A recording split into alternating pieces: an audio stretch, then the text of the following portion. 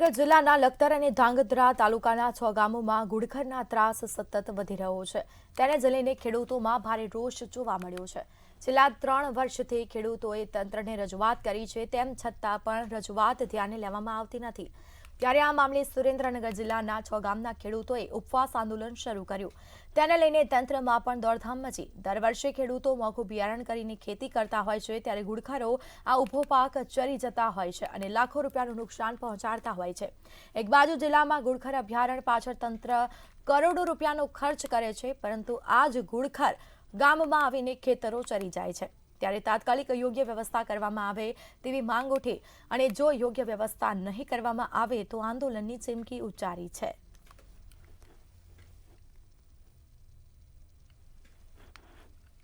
ઘુડખરનો એટલો બધો ત્રાસ છે અને અમે જેટલી શક્ય હતી એટલી બધી રજૂઆતો કરી છે, પણ એનો કોઈ નિર્ણય નથી આવ્યો। હવે રજૂઆતનો અંત આવ્યો છે અને અમે આજે પ્રતિક ઉપવાસ કર્યા છે અને હજુ પછી અમારે જ્યાં રજૂઆત કરવાની થતી છે ત્યાં રજૂઆત કરી અને એનો નિર્ણય નહીં આવે તો આગામી સમયમાં આકરા પગલામાં અમે આંદોલન કરશું।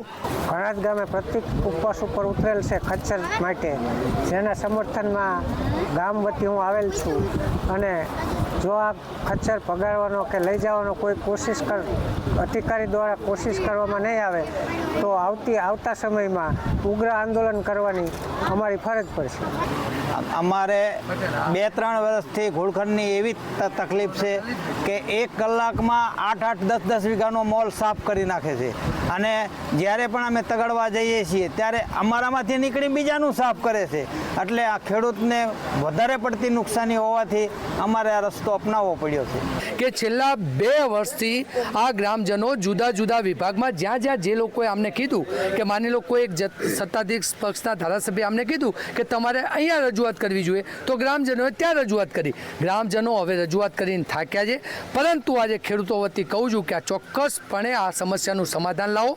એક વિસ્તાર ઘુડખર માટે આરક્ષિત કર્યો છે, ઘુડખરોને ત્યાં આખું અભયારણ્ય જાહેર કર્યું છે અને સરકાર ખૂબ મોટા આંકડા રજૂ કરતા હોય કે ઘુડખરો માટે આ સુવિધા કરી છે, ઘુડખર માટે આ સુવિધા કરી છે, તો આજે તમે અહીંયા આવી અને અમારા ધણાદ ગામમાં જુઓ કે ઘુડખરો ઊભા પાકને કેટલું મોટું નુકસાન કરી જાય છે। હાલમાં એક દિવસમાં એક ખેતર સાફ કરી નાખે છે।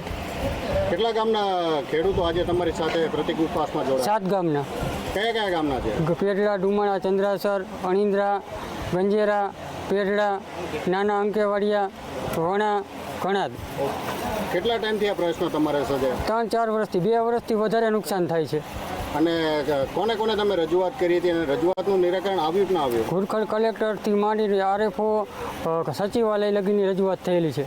ઘણાદ ગામના ખેડૂતોને ઘુડખર ખચ્ચર વિશે ખૂબ જ તકલીફ પડે છે, જે પોતાના ખેતરોમાં ખૂબ જ નુકસાન કરે છે।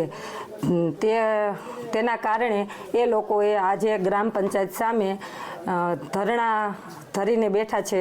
તો એ લોકોની રજૂઆતો અમે સાંભળી અને ઉપરની કચેરીએ, વડી કચેરીએ રજૂઆત કરવામાં આવેલ છે અને થોડાક દિવસોમાં જ્યારે વડી કચેરીવાળા અમને કોઈ પણ સૂચના આપે કે કોઈ પણ કાર્યવાહી કરવાનું કે એ અમે યોગ્ય સમયસર કાર્યવાહી કરીશું। ખેડૂતો દ્વારા જે રજૂઆત કરવામાં આવેલ છે તેનો નિર્ણય હકારાત્મક આવે તથા ઘુડખર વિભાગ જે અભયારણ્યમાં જે છે, ઘુડખર ડિપાર્ટમેન્ટ, આરએફઓ એ લોકોને પણ આ કામગીરી ઝડપી થાય અને ખેડૂતોના જે પાકને નુકસાન થાય એના માટે ઝડપી કાર્યવાહી કરી ઘુડખરોનું પકડવાનું અને એનું નિરાકરણ લાવે એવી એમની રજૂઆત અમે કલેક્ટર સાહેબ કક્ષાએ પણ મોકલશું।